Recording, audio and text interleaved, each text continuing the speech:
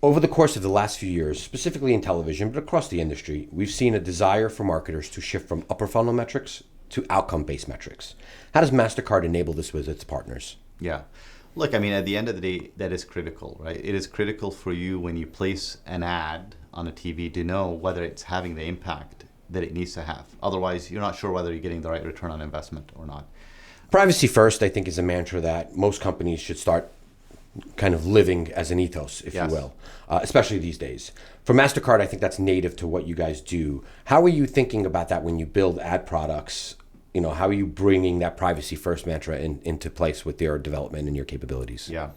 So as I mentioned, we operate in many, many countries. And many of organizations, many countries, many locations require a very high degree of privacy.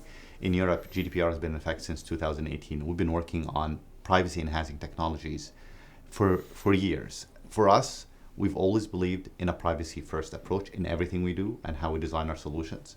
We believe the data is the consumer's data. They own it, they should control it, they should benefit for it. And our job is to protect that for the customers.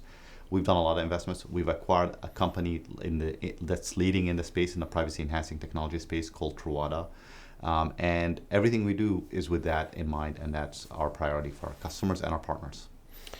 So the hottest topic, I think, in media is AI and leveraging new kind of enhanced technologies to deliver solutions. Yes. How is MasterCard using these cutting edge technologies to support clients? Yeah. So first of all, we've been using AI in MasterCard for over 10 years. And certainly generative AI has brought a new spin to it. Everybody now is very excited about what it can bring. But what I'll tell you is, as it relates to measurements in particular, the ability for you, for example, to understand the impact requires you to use a combination of AI and machine learning to be able to identify the right control group and to be able to measure the outcome, to remove that noise around the data that you're seeing. And we've been doing that. We've been doing that for years. So our measurement techniques use a combination of those advanced AI, machine learning, with our data, with our partners' information, to really be able to give you results very, very quickly. Yesterday, there was a major announcement. Everybody thought the cookie's going away. Yeah. And I guess the cookie's going to stay. At Yeah. least 50% of it, right? Because Yeah. 50% of it's already gone. How does this impact, or does this impact, anything that you guys are doing? Look, I think it really doesn't change the course or trajectory of where things are going. It is nice to hear that people don't have to scramble. There's a lot of concerns about where this is going. But if you look at the direction of travel in terms of privacy, is going to continue, right? The reality today is when you click, as you know, Apple has implemented the ability for you to decide whether you should have an app track you or not.